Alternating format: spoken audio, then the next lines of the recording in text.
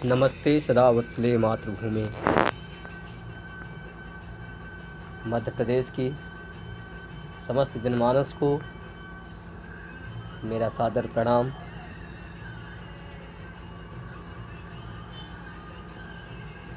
आज मैं आप सबके बीच एक प्रदेश व्यापी अलोकतांत्रिक समस्या को लेकर के आप सबके बीच आपका ध्यान आकृष्ट करना चाहता हूँ। मेरे दोस्तों, साथियों, युवाओं एवं बुजुर्गों,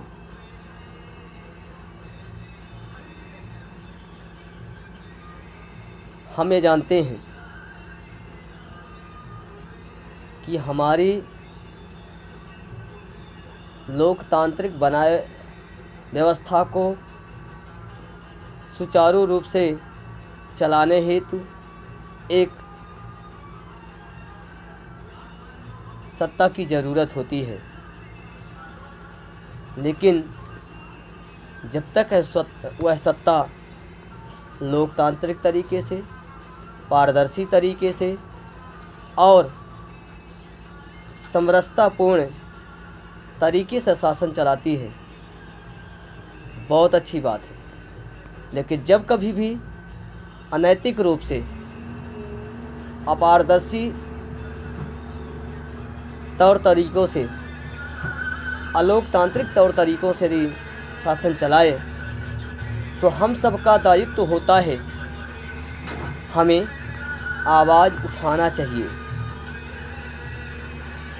इसलिए कि इनके किसी भी राष्ट्र में कोई भी सत्ता पक्ष यदि अलोकतांत्रिक तरीके से कोई कार्य करता है तो इसमें कुछ लोगों का नहीं बल्कि सब लोगों का नुकसान होता है। विचार कीजिए कि आज जिसे प्रदेश सरकार ने जिन कमलनाथ सरकार द्वारा गठित 1200 नई पंचायतों का इन्होंने एक अध्यादेश ला करके और उन नई पंचायतों का परिसीमन निरस्त कर देते हैं।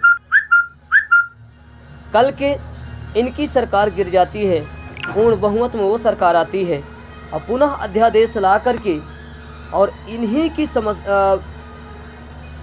के द्वारा लाए गए कानूनों को निरस्त करके इनकी सारी व्यवस्था को अस्त व्यस्त कर दे तो नुकसान किसका है? जनता का है या इन शासन या सत्ता पक्ष में बैठे लोगों का? मेरे साथियों, इसमें जनता का नुकसान होता है। यदि कहीं कोई सरकार किसी भी तरह के रवैये अपनाती, उसमें अंतिम रूप से नुकसान जनता का होता है। इसलिए मध्य प्रदेश की समस्त जनमानस से मैं अपेक्षा करूंगा, सत्ताधीश मध्य प्रदेश के सत्ताधीश शिवराज जी का बहिष्कार होना चाहिए, कड़ा विरोध होना चाहिए और यदि ना माने तो आपके पास एक ऐसी ताकत है जिसके सामने अच्छे पानी मांगने लगते हैं, वो है आपका एक वोट। आप इसे यदि इन्होंने लोकतांत्रिक तरीकों को ध्यान नहीं रखते हैं, केवल तानाशाही प्रवृत्ति, हमारी जो इच्छा होगी वही करेंगे, तो फिर आप सबको इस बात का याद रखना है क्योंकि जिन 1200 पंचायतों का शिवराज सरकार ने निरस्त किया है, कमलनाथ सरकार ने यदि उन 1200 पंचायतों का गठन किया था तो पूरी तरह से अलोकतांत्रिक तरीके से नहीं किया रहा होगा, मनमानी पर नहीं था और उन्होंने भी संसद विधानमंडल से पास करा करके ही उन्हें गठित किया रहा होगा। लेकिन शिवराज की सत्ता आते ही इन्होंने उसे बदल दिया है।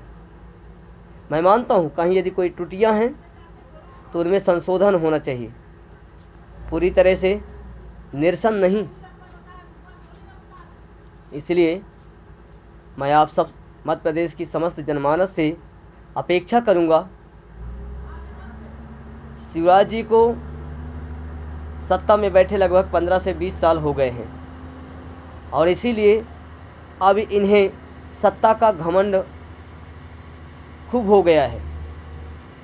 इस सत्ता में चूर हो चुके हैं और इसीलिए किसी की सुनते नहीं, केवल मनमानी तरीके से काम करते हैं। मैं आप सबसे अपेक्षा करूंगा कि इसके लिए खुलकर विरोध किया जाए, इसमें कोई गलत नहीं। साथ ही साथ जिस तरह उन्होंने अभी पंचायतों का आरक्षण पिछले साल के अनुसार ही कर दिया है, ऐसा नहीं होना चाहिए। अगले वर्ग को भी तो मौका मिलना चाहिए। मान लीजिए जहां ओबीसी की रही होगी पिछले बार और अब जनरल की आने वाली रही होगी, तो जनरल मतलब अनारक्षित, जिसमें ओबीसी भी लड़ सकता है, एससी भी लड़ सकता है, एसटी भी लड़ सकता है। लेकिन जनरल कैटेगरी में आने वाला व्यक्ति केवल और केवल जनरल सीट में ही लड़ सकता है, तो फिर उनको भी तो मौका मिलना चाहिए कि केवल ओबीसी को मिले। या कहीं मान लीजिए एससी की सीट रही होगी, दूसरी सीट हो सकता है कि एसटी की रही होगी, तो क्या केवल एससी को ही मौका मिलना चाहिए, एसटी को नहीं? इसलिए मेरे अनुसार शिवराज जी का निर्णय अलोकतांत्रिक है, गैर संवैधानिक है, अपारदर्शी है। इसका विरोध समस्त जनमानस के द्वारा होना चाहिए। मैं आप सबसे अपेक्षा करूंगा इसका खुलकर विरोध किया जाए। कहीं ना कहीं इसमें हम आप सबका नुकसान है। जहां मान लीजिए एससी की थी, पुनः एससी की आ गई, एससी वाले सोचते हो कि चलो हम तो फ़ायदे में ही हैं। उन्हीं के बगल पड़ोसी गांव में हो सकता है ओबीसी की रही हो और ओबीसी की ही रह जाए, तो क्या वहाँ एससी का नुकसान नहीं है? जहाँ एससी की रही होगी, एसटी की आने वाली रही होगी, अब एसटी को मौका नहीं मिला, क्या वहाँ एसटी का नुकसान नहीं हुआ? तो कहीं ना कहीं हर किसी का नुकसान है। इसलिए यह प्रदेश व्यापी समस्या है और इसे पूरे प्रदेश के लोगों को खुलकर इसका विरोध करना चाहिए। जय हिंद, जय भारत।